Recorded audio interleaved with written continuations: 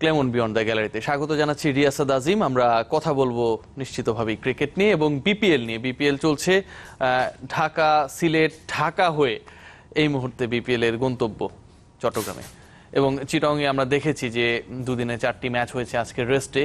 সবচেয়ে interesting part সেটি হচ্ছে যে যেই দলটি এখন পর্যন্ত বিপিএল এ চমকপ্রদ খেলা খেলেছে চিটাগং ভাইকিংস, কারণ এর আগের আসরগুলোতে আসলে চিটাগং ভাইকিংসের পারফরমেন্স খুব একটা ভালো ছিল না। সিজন 6-এ এসে কিন্তু তারা টানা 5 জয় তুলে নিয়েছে, এখন পর্যন্ত টেবিলে লিড করছে, কিন্তু ঘরের মাঠে তারা এখন পর্যন্ত জয়ের দেখা পায়নি। চিটাগং ভাইকিংসের চমকটা আসলে চিটাগং জমিয়ে রেখেছিল। একই সাথে আমরা দেখেছি আরো কিছু বিষয়ে, যার অন্যতম হলো যে ডেথ ওভারে মোস্তাফিজুর রহমানের বোলিং, রাজশাহী কিংসের উঠে আসা এবং একই সাথে বিদায় দেখেছি খুলনা টাইটান্সের। সিলেট সিক্সার্স অবশেষে টানা 2 জয়ে তাদের আশা বাঁচিয়ে রেখেছে প্লে অফে খেলার। অনেক কিছু ঘটছে চিটাগং পর্বে, সবকিছু মিলিয়ে আজকে আমরা আলোচনা করব। তবে আলোচনায় যাওয়ার আগে গতকাল যে ম্যাচ হয়েছিল, দিনের দ্বিতীয় ম্যাচ, সেই ম্যাচ রিপোর্ট দেখে আমরা আলোচনায় যাব। হোম ভেন্যুতে ব্যর্থতা যেন পিছু ছাড়ছে না চিটাগং ভাইকিংসের। শেষ ওভারে 13 রানের লক্ষ্য পূরণে বাধা কাটার মাস্টার মুস্তাফিজ। 7 রানের জয়ে শেষ 4-এর আশা বেঁচে রইল রাজশাহী কিংসের। 199 রানের পাহাড় সম লক্ষ্য তাড়া করে জিততে পারলে নতুন রেকর্ড গড়ত চিটাগং। ম্যাচে স্বাগতিকদের টিকিয়ে রেখেছিলেন মোহাম্মদ শাহজাদ ও ইয়াসির আলী। রাজশাহী বোলারদের উপর ধারাবাহিক তাণ্ডব চালানো এই দুই ব্যাটসম্যান ক্রমেই ভয়ঙ্কর হয়ে উঠছিলেন। প্রথমে শাহজাদকে ফিরিয়ে রাজশাহী অধিনায়ক মিরাজ সে তাণ্ডবে বাদ সাধলেও থেমে থাকেনি ইয়াসির। টুর্নামেন্টের তৃতীয় 50 তুলে আউট হওয়ার আগে করেন 58 রান। তবে এরপরই ধস নামে চিটাগং ব্যাটিংয়ে। মুশফিক ফেরেন 22 রানে। শেষ ওভারে সিকান্দার রাজাকে অসাধারণ ইয়র্কারে ফেরান দা ফিজ। ওভারের পঞ্চম বলে রবিউলকে ফিরিয়ে 7 রানের জয় নিশ্চিত করেন 3 উইকেট নেয়া মুস্তাফিজ। এর আগে নাটকীয়তা জমে ওঠে টস হেরে ব্যাট করতে নামা রাজশাহীর ইনিংসের শেষ ওভারে রবিউল হকের ছোড়া বিমারে। ইয়ঙ্কার সেই বলে 6 মারলেও দ্বিতীয়বার একই অপরাধে নিষিদ্ধ হন রবিউল। বাকি 3 বলের বোলার ডেলপোর্টের কারণে শেষ পর্যন্ত 200 রান অতিক্রম করতে পারেনি পদ্মাপাড়ের দলটি। কিন্তু একজন মুস্তাফিজের কল্যাণে সেটাই যথেষ্ট ছিল চিটাগংকে আটকে রাখতে। দর্শক, আমরা ম্যাচ রিপোর্টটি দেখছিলাম, আগেই বলছিলাম যে আজকে আসলে আলোচনার আমাদের টপ লাইনগুলো আসলে কি হতে পারে, এবং আলোচনা করবার জন্য আমাদের স্টুডিওতে রয়েছেন দুজন খুবই পরিচিত মানুষ, পরিচিত অতিথি। সাবেক ক্রিকেটার ইশতিয়াক আহমেদ, জাতীয় দলে প্রতিনিধিত্ব করেছেন, এবং আমাদের সাথে রয়েছেন জাতীয় দলের সাবেক অধিনায়ক খালেদ মাসুদ পাইলট। দুজনকে স্বাগত জানাচ্ছি। দর্শক, আপনারা চাইলেও আমাদের আয়োজনে অংশগ্রহণ করতে পারেন আমাদের স্ক্রিনে দেখা নম্বরে ফোন করে। ইশতিয়াক ভাই, মোটামুটি আমরা অনেক ম্যাচ দেখে ফেললাম, প্রায় মনে হয় 30টার উপরে ম্যাচ হয়ে গেছে, 34টার কাছাকাছি সম্ভবত, যতটুকু মনে পড়ে সংখ্যাটা। এখন পর্যন্ত সবচেয়ে বড় প্রাপ্তির জায়গাটা কি মনে হচ্ছে? কারণ আজকে যেহেতু ব্রেক ডে, আমরা একটু হচ্ছে আগের ম্যাচগুলো সোফার বিপিএল 3টা জায়গায় হলো, ঢাকা, সিলেট এবং চিটাগং, সবকিছু মিলিয়ে আমরা একটু সাম আপ করার চেষ্টা করব। এখন পর্যন্ত প্রাপ্তির জায়গাটা কি মনে হচ্ছে? প্রাপ্তির জায়গা আমার মনে হয় যে বাংলাদেশি বোলাররা সবকটা লিডিং উইকেট টেকার। জি, এর মধ্যে আবার ফাস্ট বোলার মাশরাফি, তাসকিন, শফিউল ইসলাম, জি, 3জন, আর আরেকজন 3জন রয়েছেন, আরাফাত সানি, সাকিব আল হাসান, তারাও মোটামুটি। এখানে 3জন হচ্ছে ফাস্ট বোলার। জি, বাংলাদেশের কোনো ক্রিকেট খেলায় ফাস্ট বোলারের লিডিং উইকেট টেকার হয় কোনো টুর্নামেন্টে, এটা তো একটা নিশ্চয়ই ইতিবাচক। কিন্তু আমি মনে করি এটা সবচেয়ে বড় প্রাপ্তি। এটা বিসাইডস যে আমরা সবকটা উইকেট টেকার হচ্ছে বাংলাদেশি, এটা একটা গেল। আরেকটা হচ্ছে দিকে এসে খেলাগুলা মানে রিয়েল টি20 যে ধরনের হওয়া উচিত, মানে রোমাঞ্চটা অনেকটা পাওয়া যাচ্ছে, বেড়ে যাচ্ছে। এবং আরেকটা হচ্ছে যেটা চিটাগং ভাইকিংস এর জন্য, যেটা প্রথমেই সূচনাতে বললেন যে এই 6th বিপিএল এর পরে এসে তারা তাদের চমকটা দেখিয়েছে। মানে এমনই একটা পর্যায়ে যেটা কিনা শীর্ষস্থানীয়, from almost 0 to 0, এখনো কিন্তু একটু নড়বড় আছে। আমার মনে হয় সবকিছু মিলিয়ে এক্সাইটিং বিপিএল একটা বিপিএল হতে চলছে। পাইলট ভাই, আপনার দৃষ্টিতে আসলে প্রাপ্তির জায়গাগুলো কি কি? অনেক কিছুই আলোচনায় আসবে ডেফিনেটলি, সাম আপ করেন। আপনি যেহেতু স্টোরি দিয়ে কালকে ম্যাচের শেষে দিয়ে বলছেন, আমার কাছে মনে হয় যে চিটাগাং কালকে হারার মেইন কারণ ছিল তাদের ফিল্ডিং ডিপার্টমেন্টটা খুব পোর ছিল। আপনি যদি দেখেন, আমার মনে হয় যে রাজা যে 2টো ক্যাচ ছেড়েছে এবং বেসিক্যালি 3টা ক্যাচ ছুটছে, 25 থেকে 30 রান তারা এক্সট্রা দিয়েছে ফিল্ডিং দিয়ে বা বোলিং দিয়ে। আমার কাছে মনে হয় যে নো বল করছে। তো এইসব যখন আপনি টি20 ম্যাচে 20 ওভারে খেলায় যখন আপনি 5টা রান এক্সেস দেওয়া মানে আপনি অনেক বেশি, সেখানে আপনি কিনা প্রচুর দুটো ক্যাচ, আমি বলবো যে ঝংকারের ইজি ক্যাচ যখন 0 রান 5 রানের মধ্যে, তারপর আবার টেন্ডর একটা ক্যাচ ইজি প্রথমে। তো এইভাবে যখন আপনি উইকেট দিবেন, কিপিংটা পড়ছিল, হ্যাঁ উইকেট কিপিংটা পড়ছিল, সব কিছু নিয়ে যখন 25-30 রান কিন্তু অনেক বড় রান হয়ে গেছে। তো লাস্ট মুহূর্তে কিন্তু আলটিমেটলি হারছে অল্প রানের জন্য। রাইট, তো হ্যাঁ, তো এবং সাধারণত আমি বলবো যে ভালো মোস্তাফিজের অসাধারণ বোলিং। ওই মুহূর্তে অনেক সময় দেখা গেলো যে ওই 3 ওভারে অনেক সময় দেখা গেলো যে এই 30 রান বা এটা খুব একটা ফ্যাক্টর না, এবং ফ্ল্যাট উইকেট চিটার মতো জায়গায় এটা কিন্তু করে নেওয়া যায়, উইকেট হাতে আছে। কিন্তু আমি বলবো অসাধারণ বোলিং ছিল মোস্তাফিজের লাস্ট ওভার এবং সেকেন্ড লাস্ট। মোস্তাফিজ কি যেই হারানো ছন্দ, মানে মাঝখানে কিন্তু ইনজুরি কারণে আমরা দেখেছিলাম যে মানে মোস্তাফিজ চেনা মোস্তাফিজ বা মোস্তাফিজ যেমন সেই মোস্তাফিজ মিসিং ছিল। এবারে বিপিএলে মনে হচ্ছে কিনা যে মোস্তাফিজ আলটিমেটলি এখন সুন্দর রিদমে বল করছে? আমার কাছে মনে হয় রিসেন্টলি কিন্তু খুব রিদমে ভালো বল করছে। আর সবচেয়ে বড় জিনিস কি, যে উইকেটে একটু বলটা গ্রিপ করে সেই উইকেটে তার জন্য খুবই ভালো ইউজফুল হয়। যেখানে হয়তো বল ধরে না হয়তো দেখা যাচ্ছে সেখানে হয়তো ওই ইয়েটা কম থাকে। তো বল গ্রিপ করাটা খুবই ইম্পর্টেন্ট, ওর যদি গ্রিপ করে সেই জায়গাটা খুবই কাজে লাগে।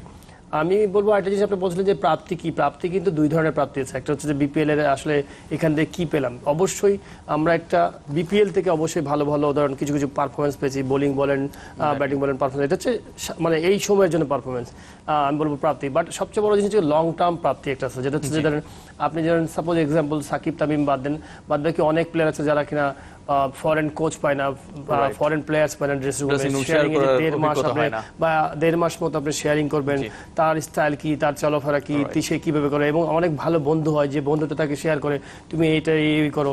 এই যে শেয়ারিং গুলো আমার কাছে মানে এটা কনফিডেন্স দেখা যাবে না, কিন্তু আলটিমেটলি আপনি ছোট্ট একটা এক্সাম্পল দিই। আজ থেকে যখন 25 বছর আগে আমরা যখন আমাদের সিনিয়র ভাইরা খেলতেন 30 বছর আগে, তখন কিন্তু আমরা ওই খেলা বছরে 2 বছরে একটা ইন্টারন্যাশনাল ম্যাচ খেলতো। ফলে আমরা কিন্তু টিভিতেই কপিল দেবকে, টিভিতেই ওয়াসিম আকরামকে দেখতো। এখন হঠাৎ করে যে যখন খেলবে তখন কিন্তু একটা মেন্টাল প্রেশার, যতই স্কিল ডেভেলপ করে রাখেন আপনি কিন্তু মেন্টাল একটা প্রেশার যে আপনি কপিল দেবের এগেইনস্টে খেলছেন, ইমরান খানের এগেইনস্টে। তো ঠিক আমরা যখন আসলাম তখন কিন্তু আমরা সারা সময় দেখতাম ওয়াসিম আকরাম বল করছে, ওয়াকার ইউনুস বল করছে। আমি যখন প্রথম খেলতে যাচ্ছি তখন দেখছি ওয়াকার ইউনুসের সাথে আগে অটোগ্রাফ নিতে হবে। এই যে মেন্টালিটিটা ছিল ডে বাই ডে কিন্তু এই জায়গা থেকে বেরিয়েছে। কিন্তু নিজেকে অনেকটা মিনোস মনে করার একটা টেন্ডেন্সি এখন কিন্তু আমাদের ছেলেরা এই ধরেন অনেক অস্ট্রেলিয়ার অনেক প্লেয়ার হয়তো বিগ ব্যাশ খেলছেন, কিন্তু আমার ছেলেরা ইয়া খেলছে, বিপিএল খেলছে। তো ফলে আপনি কিন্তু অ্যাডভান্স আপনি চলে যাচ্ছেন উপরের দিকে। এটা কিন্তু আমার কাছে মনে হয় যে ক্রিকেটের সবচেয়ে বড় প্লাস পয়েন্ট হচ্ছে আপনার মেন্টাল, আপনি বলবো যে ইমপ্রুভমেন্ট। এই জায়গাটা থেকে আমি একটু মানে মেন্টাল ইমপ্রুভমেন্টের জায়গাটা তো আছে। একই সাথে যদি আমরা দেখি এবার কোচিং প্যানেলটা নিয়ে, আমি পাইলট ভাইয়ের কাছে আসবো। এর আগের উইকেও আমরা এই আলোচনাটা করার চেষ্টা করেছিলাম যে বিপিএল এর মতো একটা টুর্নামেন্ট যেখানে হচ্ছে জাকজমক থাকে, বিদেশি খেলোয়াড় থাকে, কোচের ক্ষেত্রে আমরা মোটামুটি অনেক হাই প্রোফাইল বা বড় বড় নাম দেখতে পেয়েছি। আসলে প্রোফাইলের বিবেচনাটা হয়তো আমরা পরে করতে পারবো। টম মোডি আছেন, ক্লুসনার আছেন, মাহেলা জয়াবর্ধনের যদিও তার দল প্রথম দল হিসেবে বিদায় নিয়েছে। এই জায়গাটায় ইশতিয়াক ভাই কি মনে হয় যে আলটিমেটলি এরকম একটা আসরে যেখানে হচ্ছে সময়টা খুব কম এবং ক্রিকেটার হিসেবে যারা বিভিন্ন দলে খেলছেন তারাও আসলে বিভিন্ন জায়গা থেকে এসে যোগ দিচ্ছেন একটা দলে, কোচিং এর ভূমিকাটা কি আসলে খুব একটা ফ্যাক্টর হতে পারে? ওই সেন্সে যে নামি দামি প্লেয়ার একটা প্রোফাইল, যেরকম মাহেলা জয়াবর্ধনা উই নো যে কি প্রোফাইলের প্লেয়ার, লান্স ক্লুজনার ওকে আমি বলবো না, তারপরে টম মুডি, এরা হচ্ছে প্রফেশনাল হাই প্রোফাইল কোচ, বা কার ইউনুস, মাহেলা জয়াবর্ধনা, এই দুজন প্লেয়ার হিসাবে গ্রেটেস্ট অফ অল টাইম প্লেয়ারের পর্যায়ে। এখন এদের সাথে উঠা বসা, এদের সাথে কত কিছু শেখার আছে, এদের সাথে একটা সংস্পর্শে আসলে আমার মনে হয় যে প্লেয়ারের নিজস্ব একটা কনফিডেন্সের ব্যাপার স্যাপার থাকে। কিন্তু আমি মনে করি যে এদিকে এটা না বললেই নয় যে যেরকম খুলনার টাইটান্স একটা দল, খুলনা টাইটান্স ওরকম কোনো নামি দামি, আমি কোচদের ব্যাপারে বলছি না, আমি বলছি যে টিমের ফরমেশন এরকমই যে অনেক টিমে you got high profile players. Khulna Titans একটা টিম যেটা কি high profile player besides your Mahela Jayawardene মনে হয় খুলনা টাইটান্স, তাছাড়া there is no high profile player. So এখানকার যারা, আমি মনে করি যে নট দ্যাট যে ওনারা হাই প্রোফাইল প্লেয়ার আনতে পারতেন, আমি জানি না স্ট্র্যাটেজিটা কি ছিল। এই জায়গাটা ইশতিয়াক ভাই আপনার কি মনে হয় কিনা যে মানে কিছু দল ধরেন হচ্ছে high profile player, high profile management গড়ার চেষ্টা করে, মানে বিপিএলটাকে তারা টার্গেট নেয় that we want to win the trophy, এরকম একটা টার্গেট থাকে। আমরা যদি ঢাকা রংপুরের দিকে তাকাই, কুমিল্লার দিকে তাকাই, আবার কিছু দল হচ্ছে দল গড়ছে এভারেজ, হয়তো ভালো করছে, যেমন রাজশাহী ভালো করছে, বাট ওই টার্গেটটা থাকে না। মানে আমি বিশেষ করে আমি এইজন্য খুলনা টাইটান্সের কথা বললাম, আমার কাছে মনে হলো that they are more interested, আমার সাথে কিন্তু কারো ওরকম আলাপ নাই, আমি টিমের ফরমেশন দেখে যেটা বোঝা যাচ্ছে যে they are more interested in giving opportunity to local players. অন্যান্য টিমের ক্ষেত্রে আপনার কি মনে হয় যে এই পরিকল্পনা থেকেই তারা হাই প্রোফাইল প্লেয়ার আনেনি, যে লোকাল প্লেয়ারদের বেশি সুযোগ দেওয়ার জন্য, নাকি আলটিমেটলি তাদের প্ল্যানটাই হচ্ছে আপাতত মনে হচ্ছে, আদারওয়াইজ তাদের মধ্যে কি সে ফাইন্যান্সিয়াল অ্যাবিলিটিস ছিল না to get high profile players? I don't know, surely they are. এখানে একমাত্র মহিলা জয়বর্ধনের উপরে তাকে একটা মেন্টর কোচ হিসাবে ইয়ে করে এক্সপেক্ট করছে যে প্লেয়ার, তা গেল বছরগুলো কিন্তু Khulna Titans did well, this was the first time that তারা কোনো সুবিধা করতে পারেনি। বাট নো ম্যাটার হোয়াট, কালকে পাইলট একটা প্রোগ্রামে বলছিল যে আপনি যতই আপনি কোচ আনেন না কেন, এটা প্লেয়ারের উপরে ফাইনালি ডিপেন্ড করে।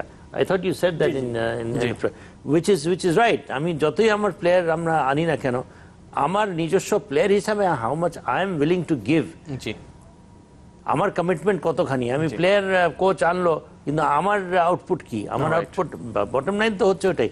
সুতরাং আমাদের এই যারা এমার্জিং যেগুলো প্লেয়ার্স অনেকে দেখেছে, আমি বেশ অনুপ্রাণিত হয়েছে, বেশ কিছু youngsters, Yasir Ali for instance one player did very well, Afif Hossain for instance did very well, তারপরে জাকির আলী যে উইকেট কিপার ছিল he did very well, Nurul Hasan did very well, Zakir Hasan মোটামুটি looks like a promising player, এরকম বেশ কয়েকটা প্লেয়ার আছে। আমার মনে হয় যে বিপিএলটা হচ্ছে কম সময়ের জন্য এই ধরনের প্লেয়ারদের সাথে কিছু দিনকার উঠা বসা, কিছুটা টিপস পাইলট ভাই যেটা আমার মনে হয় যে দীর্ঘমেয়াদী কিছু একটা এদের কাছ থেকে খুব যে একটা ইয়ে পাওয়ার, সাস্টেইনেবল কোনো কিছু পাবে না, বাট নিজেকে কনফিডেন্ট করার জন্য কিছু জিনিস ডেফিনেটলি। পাইলট ভাই, ওই কোচ নিয়ে বলছিলাম, আবার একই সাথে আমি একটু সম্পূরক যোগ করি যে দলগুলোর ক্ষেত্রে যদি আমরা খেয়াল করি পাইলট ভাই, যে কিছু দল হচ্ছে high profile player, high profile management করছে এবং তাদের লক্ষ্যটা সরাসরি তারা বলছে যে তারা চ্যাম্পিয়নশিপটা জিততে চায়। আবার কিছু দল হচ্ছে এভারেজ বা বিলো এভারেজ, আমরা দু একটা দল আমরা দেখেছি এরকম, আমি নাম বলতে চাচ্ছি না। মানে এইটার মেন্টালিটির কারণটা কি? কারণ আপনি বিপিএল এ আসছেন, নিশ্চিতভাবেই অনেক অর্থ লগ্নি করে আসছেন, আবার একটা পর্যায়ে গিয়ে আপনি হচ্ছে সেই লেভেলের দল করছেন না, মানে এই মেন্টালিটিটা কেন? এখানে যে দলগুলো আছে আমার কাছে মনে হয় দুই ধরনের ক্যাটাগরির দল আছে। একটা হচ্ছে যে তাদের ফাইন্যান্সিয়াল কোনো প্রবলেম নাই, কিছু দল যে তাদের স্পন্সর চলে আসে বা তারা পেয়ে যায় মার্কেটে, তারা যখনই তারা মার্কেটে যায় অটোমেটিক চলে আসে। আবার কিছু দল আছে হয়তো স্পন্সর তারা পায় না, স্ট্রাগল করতে হয়, হয়তো দেখা গেলো যে তারা চিন্তা করে যে আমি চ্যাম্পিয়ন ফাইট দিব বা ট্রফি কিন্তু সবারই টার্গেট, কিন্তু কোনো টিম আছে যে আমি ব্র্যান্ডটাকে ইউজ করে বিদেশি, এবং ব্র্যান্ড শুধু তা বললে হবে না, ব্র্যান্ড বলতে কি জন্য হয়, ব্র্যান্ড তো পারফরমেন্সের মাধ্যমে ব্র্যান্ড হয়। আপনি সাকিবের কথা বলেন, সাকিব একটা বিগ ব্র্যান্ড, সাকিব ব্র্যান্ড কিন্তু এমনি হয় না, তার ক্যারিয়ারটাকে ব্র্যান্ড বানাইছে। তো এইরকম কিছু ব্র্যান্ডকে নিতে হলে আপনি কিন্তু অনেক টাকা খরচ, ঢাকা টিম বলেন, কুমিল্লা টিম বা আপনার রংপুর টিম, এরা খরচ করছে প্রচুর, they don't have any problem for money, মানে আমার কাছে মানির জন্য কোনো প্রবলেম নয়। কিছু টিম আছে চিন্তা করে যে না আমি অত বড় ওইরকম প্লেয়ার পাচ্ছি না, তাহলে আমি চলে যাই হচ্ছে খুব ট্যাকটিক্যাল খেলা খেলবো, যে 2020 গেম তো হয়তো দেখা গেলো যে 8 দিন সেই হয়তো বেরিয়ে যেতে পারে, তো আমি ওই ট্রিক্সে চলে যাবো, আমি কিছু এমন কিছু 2020 প্লেয়ার নেবো, বিভিন্ন মার্কেট থেকে খুঁজবো যে কোন মার্কেটে কোনটা ভালো প্লেয়ার আছে, ম্যাচ ঘুরে দিতে পারে। কিছু বোলার থাকে না, কিছু প্লেয়ার যেমন বোপারার মতো প্লেয়ার বলেন, ফাইলিং এসছে, ট্রামকার্ডের মতো, এইরকম কিছু প্লেয়ার কিন্তু ওয়ার্ল্ড ক্রিকেটে অনেক আছে কিন্তু। তো এইরকম হয়তো দেখা গেলো যে তারা ব্যস্ততার কারণে হয়তো আসতে পারছে না, এইরকম চিন্তা ভাবনা করে কিছু টিম নিয়েছে। বাট কিছু কিছু প্লেয়ার হয়তো দেখা গেল যে আমি বলবো পারফর্ম করে বেরিয়ে আসতে পারছে, কিছু কিছু হয়তো করতে পারে না। যেমন আমি বলবো যে ফাইলিং কিন্তু কেউ চিনতো না, ফাইলিং কিন্তু বিগ হেভি নেম তাও না, চট্টগ্রামে যে কয়েকটা জয় বড় অবদান। ফাইলিং চিটাগাং টিম আজকে এখানে আসছে আমি বলবো মূলত ফাইলিং, বিকজ তার ওই যে ফার্স্ট ম্যাচটা যেটা সুপার ওভারে বলেন বা খুব ক্লোজ ম্যাচ জিতলো, দল একটা ভালো লেভেলে যাওয়ার জন্য একটা খুব ক্লোজ ম্যাচ জিতা দরকার। একটা মাত্র যখন ক্লোজ ম্যাচ জিতবেন না, টিম পুরা চেয়ারে একটা আলাদা আনন্দ হয়ে যায়, ড্রেসিং রুম ফাটাফাটি হয়ে উল্লাহ। এই যে টিম এই যে ডিস্টেন্স থাকে, ধরেন অনেক এক একজন এক জায়গা থেকে আসছে, আপনি যতই আপনি একসাথে থাকেন না কেন, হয়তো 10 দিনেও যে বন্ডিংনেসটা হবে না, কিন্তু একটা গেম আপনি পুরো চেঞ্জ করে দিতে পারেন আপনার পুরো যেটা সিনারিও। আবার ঠিক আপনি যদি হেরে যান, এইভাবে দুটো একটা তিনটা ম্যাচ হাতে থাকেন, কনফিডেন্সটা বিল্ড আপ হয়ে দূরে চলে যাবে, একজন একজনের সাথে কথা বলবে না, একজন দূরে। তো যেটা হচ্ছে খুলনা টিমের, খুলনা টিম কিন্তু ভালো টিম ছিল, বাট ফরেন প্লেয়ার বা লোকাল প্লেয়ার সেইভাবে সাপোর্ট দিতে পারে না ইন্ডিভিজুয়ালি। মাহমুদুল্লাহ রিয়াদের আসলে কিছু করার ছিল না আমার কাছে মনে হয়। অ্যাজ এ ক্যাপ্টেন আপনার কাছে কিন্তু ওই ধরনের সাপোর্ট থাকলে না, যদি টপ অর্ডারের ব্যাটসম্যান রান করে দিত অথবা বোলাররা ভালো সাপোর্ট দিচ্ছে, যেসব প্লেয়ারের ডিপেন্ড করার মতো কেউ ছিল না আসলে। সাপোজ ধরলাম যে ক্যাপ্টেন ভালো না, ধরলাম এক্সাম্পল ক্যাপ্টেন ভালো না, ম্যানেজমেন্ট ভালো না, বাট ইন্ডিভিজুয়ালি ওই প্লেয়ারটাকে তো নিজেকে পারফর্ম করতে হবে। আরিফুল হক ধরেন গত বছর খুব ভালো খেলেছে, ওকে তো আলাদা নিজের ক্যারিয়ারের জন্য করতে হবে। তো এরকম তো অনেক প্লেয়ার আছে যাদের ওই কাজগুলো তারা করে দিতে পারে নাই।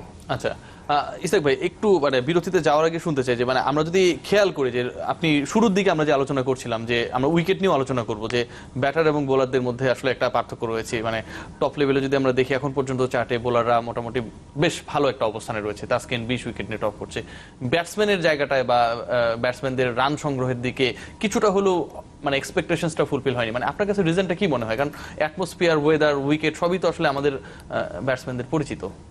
প্রথম দিকে যারা যেরকম রাইলি প্রথম দিকে ভালো ব্যাটিং করছিল, জাজাইকে দেখলাম যে প্রথম কয়েকটা ইনিংস খেলো, তারপরে কোনো খবর নেই। বোপারাও তাই, তারপর ড্রপড। হ্যাঁ, তারপরে এরকম মুশফিকও কিন্তু প্রথম দিকে খুব একটা সুবিধা করতে পারছিল না। বাট এই টুর্নামেন্টটা হচ্ছে যে প্রথম দিকে উইকেটগুলো ওয়াজ আ লিটল ডিফিকাল্ট। যেটা রবি বোপারা বললেই তার কোনো এক ইস্যুতে যে এই ধরনের উইকেট ওয়ার্ল্ডে কোথাও খেলে নেই, it's very difficult to adjust. সুতরাং প্রথম থেকে যারা অ্যাডজাস্ট করে কন্টিনিউসলি ভালো খেলেছেন, এবং লোকালের মধ্যে একমাত্র জুনায়েদ সিদ্দিককে দেখা গেছে যেখানে from first match till last match একটা গড় বজায় রেখে ধারাবাহিকতা রেখে গেছে। এরকম আমার মনে হয় লোকাল প্লেয়ারদের মধ্যে খুব একটা কাউকে পাওয়া যাবে না। You might get Yasir Ali পরের দিকে করেছে, হ্যাঁ, আমার মনে হয় যে আর কি আছে এরকম আফিফ হোসেনের 2-1টা ইনিংস আমরা দেখেছি। বাট ফ্র্যাঙ্কলি স্পিকিং এই জিনিসটা কারণটা কি মনে হচ্ছে? মানে কারণটা একটা ধরেন আপনি অ্যাডজাস্টমেন্টের কথা বলছেন, কিন্তু এই অ্যাটমসফিয়ারের সাথে তো তুলনামূলকভাবে ইসহাক ভাই যে আমাদের ক্রিকেটাররা, আমাদের লোকাল প্লেয়াররা তো বেশি ইউজ করে, তাদের না পারার কারণটা টি-20 কম খেলে না, এটা কি একটা? এটা তো অবশ্যই একটা কারণ। আমরা যদি ডোমেস্টিক আরেকটা যদি টি-20, একদিন মনে ফারুক পাইলটের সাথে অনেকক্ষণ ধরে কথা হচ্ছিল যে আরেকটা যদি আরেকটা টি-20 যদি কেবলমাত্র 7-8টা টিম নিয়ে খেলা হতো, এবং যারা মানে টপ প্লেয়ার্স গুলা মূলত যারা ইয়াংস্টার্স ওদেরকে নিয়ে যদি একটা ইয়ে করা হতো, আমার মনে হয় তখন, বিকজ এইটা হচ্ছে কি একটা ইন্টারন্যাশনাল ফেভারেট টুর্নামেন্ট, এখানে ওয়ার্ল্ড ওয়াইড এক্সপোজার পাচ্ছে, সেই জন্য কিছুটা হলেও মেন্টাল স্ট্রেংথ, টেম্পারামেন্টালি একটু ম্যাচিউরড হইতে হয়, যেটা আমার মনে হয় অনেক প্লেয়াররা সেটা না।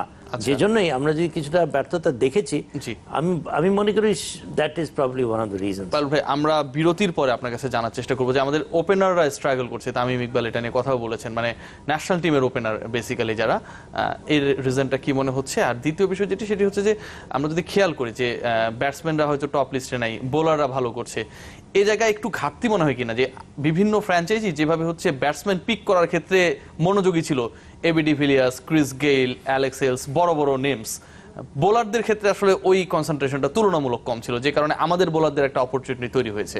আমরা বিরতির পর এসে আপনার কাছ থেকে এই অ্যান্সার জানার চেষ্টা করবো। ক্লেমন বিয়ন্ড দ্য গ্যালারিতে একটা বিরতি নিচ্ছি, সাথেই থাকুন।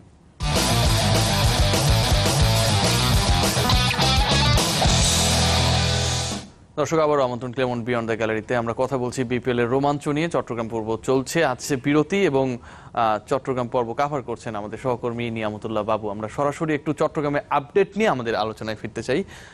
বাবু, চট্টগ্রামে কি বেশ ঠান্ডা মনে হচ্ছে আপনাকে দেখে? এদিককার তুলনায় কিছুটা মনে হয় ঠান্ডা, ক্রিকেটীয় ওয়েদার।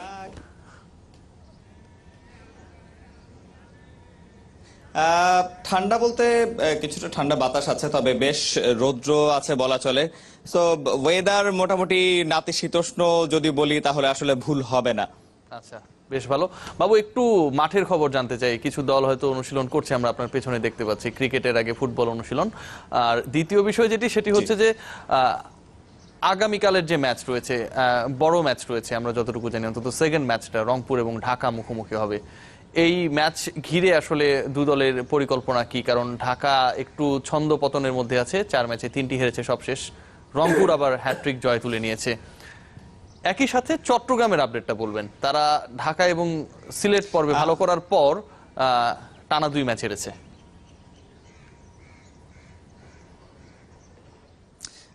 অবশ্যই চিটংটা দিয়ে শুরু করতে চাই, যেহেতু চট্টগ্রাম পর্বে এসে আমরা যেটি দেখেছি শুরুতেই রংপুরের বিপক্ষে বেশ বাজেভাবে হার এবং পরবর্তীতে গতকালও রাজশাহীর কাছে হেরে যাওয়াটা অবশ্যই তাদের জন্য কিছুটা হলেও দুশ্চিন্তার কারণ, যেহেতু ছন্দপতনটা ঘটে গেছে।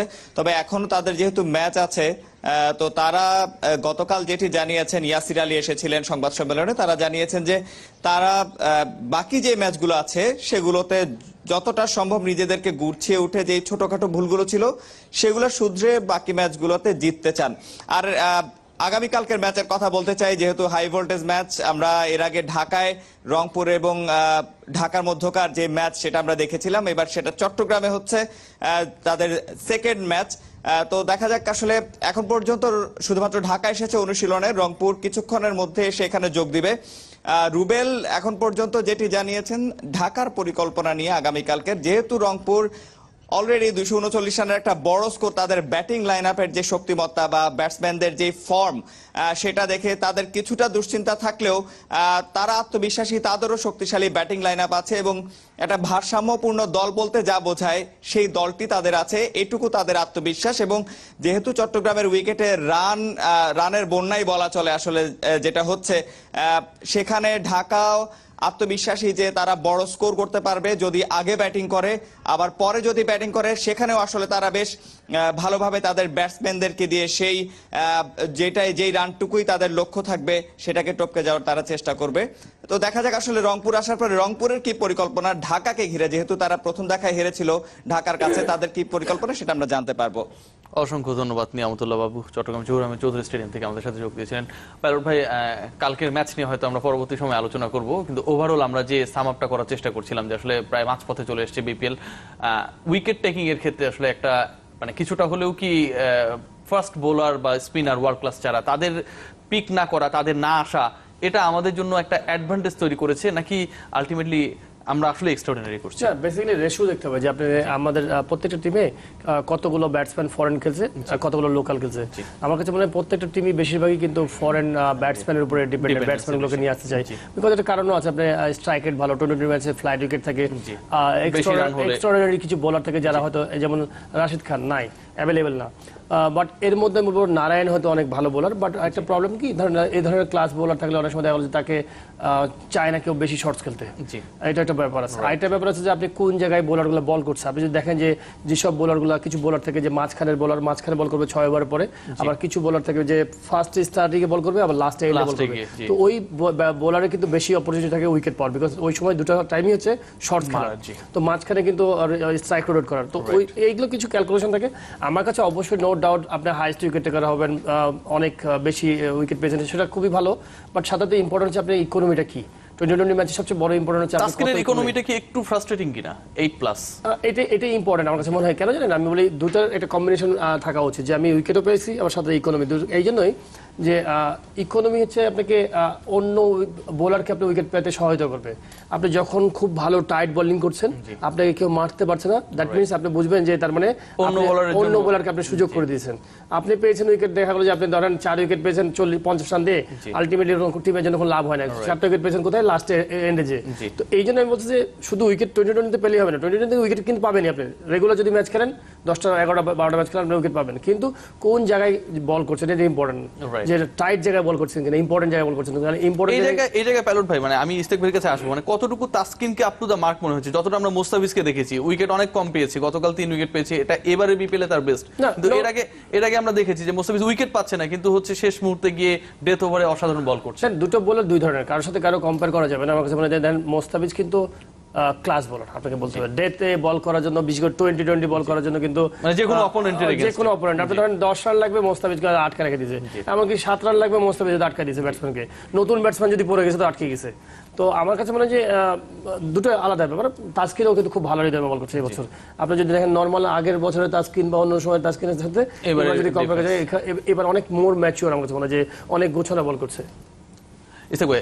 তাসকিন এবং এর কম্পারিজনে আমরা একটু উইকেট নিয়ে আলোচনা করতে চাই। আমরা যেহেতু খুব অল্প সময়, মানে শুরুর দিকের ফ্রাস্ট্রেশন কতটা দূর হলো আসলে? সিলেট পর্ব, তারপরে আবার ঢাকায় ব্যাক করলো, চিটং পর্বে মোটামুটি ভালো রান হচ্ছে।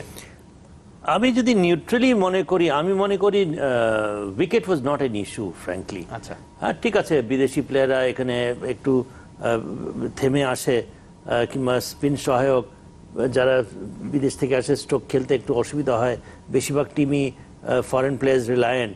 প্রথম দিনেই কিন্তু আমরা দেখেছি যে একটা 180 রানও হয়েছিল, প্রথম দিনে স্কোর কম হয়েছিল, আবার ওই দিন হ্যাঁ। সুতরাং আমার মনে হয় যে এখানে উইকেটকে আমরা খুব সহজেই উইকেটটাকে আমরা স্কেপ গোট করে দিই, উইকেট কেবে আমরা একটা অজুহাত হিসাবে আমরা নেই, প্লেয়ার অ্যাপ্লাই করতে পারেনি। আপনি যদি দেখেন পুরো টুর্নামেন্টে আপনি দেখবেন যে এখানে ব্যাটসম্যানরা রান করেছে, হ্যাঁ ভুরি ভুরি রান করেনি, but local players have also contributed in the own little ways. স্পিনাররাও আপনার উইকেট পেয়েছে, ফাস্ট বোলাররাও they have been able to extract. আপনি তো মাশরাফি তো প্রথম ম্যাচ থেকে তো উইকেট ভালো বল করছে। সুতরাং যে বেসিক, যে তার ভালো এরিয়া বোলিং করতে পারবে, যে একটু অ্যাডাপ্ট করে খেলতে পারবে, আপনি তো সবসময় টেলার মেড উইকেট তো পাবেন না, একদমই না। হ্যাঁ, after all batting is also about adaptability. আমি মনে করি যে এটা আমাদেরকে এখন it's about time, we should not make wicket an excuse. আপনি অনেক রাইলি কিভাবে যে আমাদের আগে পিছে আসলে কোনো টি20 টুর্নামেন্ট নেই নাই, হ্যাঁ, তো রাইলি টাইলির প্লেয়ার মতো কিছু, তারা তো বিদেশি প্লেয়ার, তারা কিভাবে এসে ভুরি ভুরি রান করে। আমার মনে হয় it's about time. I thought, আমি প্রত্যেকটা ম্যাচে আমি গিয়ে কাছাকাছি উইকেট দেখেছি, প্রত্যেকটা চেহারা উইকেটের টেক্সচার কোনোটাই কোনো থেকে different, absolutely not, absolutely not. So I think that it is about time we start to stop making wicket an excuse. আমরা একটু উইকেট থেকে পাইলট ভাই ডেফিনেটলি জি শিওর ইস্তেক ভাই একদম আমার কাছে মনে হয় একদম আমার মনের কথা বলছে, আমিও সেই সাথে একমত যে উইকেটের এক্সকিউজ দিয়ে লাভ নাই। আপনি কিন্তু একজন ভালো খেলোয়াড়, যে কিনা কোয়ালিটি খেলোয়াড়, সে কিন্তু উইকেটে 2-3 বল 5 বল খেললে কিন্তু পিক করে ফেলে যে উইকেটে কত কিভাবে খেলতে হবে এবং কি খেলা উচিত। আমার কাছে মনে হয় যে ধরেন 2020 মানে হচ্ছে ধরেন মার কাট খেলা, এটা দর্শকের জন্য, দর্শকের বিনোদনের জন্য। দর্শক যাবে মাঠে, কে 6 মারছে কে 4 মারছে, এটা দেখা যায়। কিন্তু খেলোয়াড়ের জন্য কিন্তু খেলাটা হচ্ছে একটা আর্ট। আমি যেমন উইকেট ঠিক ওটার বেস্ট ইউটিলাইজ করবো, তাই কিনা ইসলাম ভাই কি বলেন?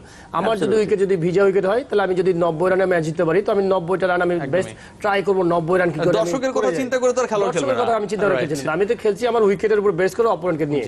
তো আমার কাছে মনে হয় যে যদি মনে হয় যে 90 রানে ম্যাচ জিতে যাবে, তো আমি 90 রান করার জন্য বেস্ট ট্রাই করবো, যে আমি যেন খেলে 90 রান করে উইকেট থেকে আমি একটু মানে প্রসঙ্গে আসি, আপনাকে প্রশ্ন করে গিয়েছিলাম আমরা একটু ন্যাশনাল টিমে একটু ফোকাস করতে চাই, যদিও সময় খুব কম। মানে ন্যাশনাল টিমের যে ওপেনাররা ধারাবাহিকভাবে খুব একটা ভালো করছে না, হয়তো এটা একটা কাকতালীয় ভাবে হয়ে যাচ্ছে, বাট এটা কতটুকু ফ্রাস্ট্রেটিং? ন্যাশনাল টিমে প্লেয়াররা রান করছে না, ন্যাশনাল টিমে ওপেনার বিশেষ করে সৌম্য,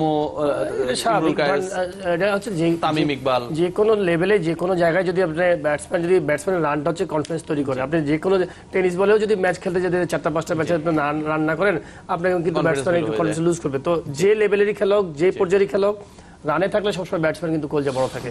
তো হয়তো আল্লাহ কি আমরা হয়তো বিপিএল থেকে এভাবে পাচ্ছি না তামিমের কাছ থেকে। তামিম অনেক কোয়ালিটি প্লেয়ার, বাট হলে পরে আরো ভালো হতো টিমটা। যেমন সৌম্যর কথা আমি বলবো যে সৌম্য সুপার প্লেয়ার, একটা প্লেয়ার দেখেন আপনি ইন্টারন্যাশনাল ক্রিকেটে দেখেন 60-70 বা অপোনেন্টকে ডোমিনেট করে খেলছে, এমন না যে আপনি যেমন সে কি কাঞ্চি লাগছে যে রান হয়েছে তা না, ডোমিনেট করে খেলা প্লেয়ার। তো সেই প্লেয়ারের কাছে আপনার আরো বেশি আশা করতে হবে। এবং সে যদি এখানে বিপিএল একটু ভালো করে ঢুকতো নিউজিল্যান্ডে, এবং লিটন দাসের কথা যদি বলি, তা ইনিংস দেখেছি লিটন দাস এরা যদি খুব ভালো পারফর্ম করতো না, হতো কি টিম বাংলাদেশ কিন্তু অসাধারণ টিম হতো। আজকে 5 জন মোহরির কথা বলা আছে, মোহরি বলতে কি বোঝাচ্ছে আমরা, মানে যারা আর কি খলিফ আর কি আমাদের বড় বড় প্লেয়ার, 5 জন 5 ম্যান। এই 5 জনের সাথে এদের কন্ট্রিবিউশনে কিন্তু আমরা ম্যাচ জিতছি বেশিরভাগই। সাথে আমাদের ইয়াং প্লেয়ার সাপোর্ট, এখন ইয়াং প্লেয়াররা যদি সাপোর্ট না দিয়ে ইয়াং প্লেয়াররাও যদি এরকম কন্ট্রিবিউট করতো, যে ধরেন এরাও যেদিন ম্যাচ খেলবে ম্যাচ জিতে দেবে, তাহলে টিম বাংলাদেশটা কেমন হবে আপনি চিন্তা করে দেখেন। একদম। আমরা শেষ পর্যায়ে আমরা একটু কন্ট্রোভার্সিয়াল ইস্যু একটা রয়েছে, সেটা হচ্ছে যে ন্যাশনাল টিম সিলেকশন নিয়ে গত কয়েকদিন থেকে বিভিন্ন মিডিয়ায় আলোচনা হবে। মিনহাজুল আবেদিন নান্নু, তিনি প্রধান নির্বাচক, এবং দল ঘোষণা করবার পর আসলে মূল আলোচনা হয়েছিল যে সাব্বিরের ইনক্লুশনটা টোটালি ক্যাপ্টেনের ইচ্ছায় হয়েছে। মানে অনেকটা এরকম ব্যাপারটা লাগছিল যে আসলে এই জায়গায় সিলেকশন প্রসিডিউরের সাথে অন্য যারা ছিলেন তাদের রোলটা খুব একটা মুখ্য ছিল না, captain played the main role. আবার ক্যাপ্টেন বলছেন যে তিনি তো আসলে সিলেকশন প্রসিডিউরের কেউ না, তিনি তার মতামত জানিয়েছেন। এই বিতর্কটি কি আসলে মিডিয়া আসা দরকার ছিল? মিডিয়া আমার মনে হয় এটা একটু বেশি বিতর্কিত করে ফেলেছে। যদি মাশরাফি যদি বলে থাকে যে এটা তার একটা ওপিনিয়ন, তার ওপিনিয়ন দিয়েছে কোন হিসাবে, is looking at the greatest interest of the side, and he is in a position, সে ক্যাপ্টেন, সে নিশ্চয়ই চাবে তার বেস্ট 11 বেস্ট। আমরা যারা বাইরের, আমরা হয়তো মনে করতে পারি যে না সাব্বির, আমি যেরকম আমি মনে করি সাব্বির তো এমন কোনো কিছু পারফরমেন্স নাই, তার থেকে সৌম্য সরকার কিংবা নুরুল হাসান এই যারা ওদেরকে নিতে পারতো, বাট জি, সৌম্য আছেন। হ্যাঁ, জি। যেহেতু Mashrafe he thinks his right, it was his opinion, জি। এটাকে মিসআন্ডারস্ট্যান্ড করে বলা হচ্ছে না ওকে খেলাইতেই হবে, but fact of the matter is যে সাব্বিরকে মনে করা ইশতিয়াক হচ্ছে ভাই, ধরেন আমরা তিনজন বসেছি, আমি ক্যাপ্টেন, আমি আমার মতামত দিলাম, মানে এটা কি প্রেসে বলার মতো কিনা আপনি প্রধান নির্বাচক হিসেবে? হ্যাঁ, সেটা বলা যেতে পারে যে এখানে বিতর্কর ইয়েটা শুরু হয়েছে হয়তোবা সেখান থেকে। ওইভাবে যদি না বলা হতো তাহলে আমার মনে হয় মিডিয়া এই জিনিসটাকে নিয়ে এত বড় ইস্যু করতো না। সাব্বির খেলেছে, টিমে এসেছে, বিগ ডিল, না it's up to him, he should be grateful to Mashrafe to perform. Last মিনিটে আমরা আছি পাইলট ভাই, এই আলোচনাটার পরিপ্রেক্ষিতে মাশরাফি সবশেষ যেটি ইনক্লুড করেছেন, মাশরাফি কথা বলছেন কিন্তু মিডিয়ার সাথে, এবং তিনি বলেছেন যে এরকমই যদি হয় সব দায় আমি নিয়ে নিলাম, এবং এরপর থেকে আমি এক্সপেক্ট করব যে ফিউচারে ক্যাপ্টেনকেও সিলেকশন প্রসেসের মানে সিলেকশন প্যানেলের অংশ করা হোক, যেহেতু ক্যাপ্টেনের মতামতটাও আলটিমেটলি এভাবে ফলো করে বলা হচ্ছে। এটা আসলে যুদ্ধের কিছু নয়, আমার কাছে মনে হয় যে আলোচনা এটা সুন্দর একটা জায়গা। আমার কাছে মনে হয় যে মানে এটা হলো কেন? সিলেক্টরটা বেসিক্যালি একটা জাজ। আমি সবার সাথে কথাবার্তা বলবো, কোচের সাথে বলবো, ক্যাপ্টেনের সাথে বলবো, বাট একজন কিন্তু ডিসিশন নিতে হবে যে এই ইয়েতে। আমার মনে হয় নান্নু ভাই আমাদের শ্রদ্ধেয় মানুষ, আমি সত্যি কথা, নান্নু ভাই তো খুবই ভালো মনের মানুষ, হয়তো মনের ইয়েতে বলে দিয়েছে, বাট এটা বেসিক্যালি যখন আমরা তিনজন সিলেক্টর, আপনার একটা আলাদা কনফিডেন্স থাকতে পারে এই প্লেয়ারের বিষয়ে, কিন্তু আমি বলে দেওয়াটা ঠিক না, এটা হচ্ছে টেবিলের কথা। পাল ভাই, একটা কথা কি আপনার কাছ থেকে আমি বলবো, সেটা হচ্ছে তার মানে কি নান্নু ভাইরা মেনে নিতে পারেনি সাব্বিরের ইনক্লুশনটা, যখন বলেই দিচ্ছেন যে ক্যাপ্টেনের ইচ্ছায় তাকে নেওয়া হয়েছে, তার মানে আমি বলি আমার ইচ্ছাটা কোথায়? যদি মেনে না নিতে পারে তাহলে নিবই না আমি, বিকজ আমি হচ্ছে জাজ, আমি চেয়ারম্যান সিলেক্টর, আমি যতই আমাকে ক্যাপ্টেন, তার মানে আমাকে গঠনমূলক কথা বলতে পারে না, বুঝতে পারে না, বিকজ হচ্ছে ইম্পর্টেন্ট হচ্ছে যে আমাকে ওই প্লেয়ারটাকে নিয়ে গঠনমূলক করে কথা বলতে পেরেছে না, যে না একে এই কারণে আমি ইউজ করবো, এই জন্য ও ভালো, এই জিনিসটা মানে একটা কারণ থাকতে হবে, তো যে কারণটা আপনি ট্রাস্ট করবেন। আপনাকে যদি বলা যায় যে আমি একটা ক্যাপ্টেন, ধরেন এক্সাম্পল বলবো যে আমি সেকেন্ড ডিভিশন একটা প্লেয়ার নিয়ে বাংলাদেশে খেলবো, আপনি চেয়ারম্যান সিলেক্টর কি খেলাবেন না, নিশ্চয়ই কোনো গঠনমূলক কথা হতে হবে যে না ওকে খেলালে আমার এই লাভ হবে। এবং আরো একটা পারছি না, যেরকম আমরা অনেকে হয়তো মনে করতে পারি যে না ইনডিসিপ্লিন প্লেয়ার, ওকে কেন চান্স দেওয়া হলো, বাট যদি আমরা ওই কারণটা যদি যাচাই করি 40 থেকে 45 ওভারের জন্য he is the best player, দুজনকে ধন্যবাদ। মাঠের খেলা যেখানে সাব্বির রহমানকে জ্বলে উঠতে হবে, এবং বিতর্ক আমরা চাই না। সবাই ভালো থাকবেন।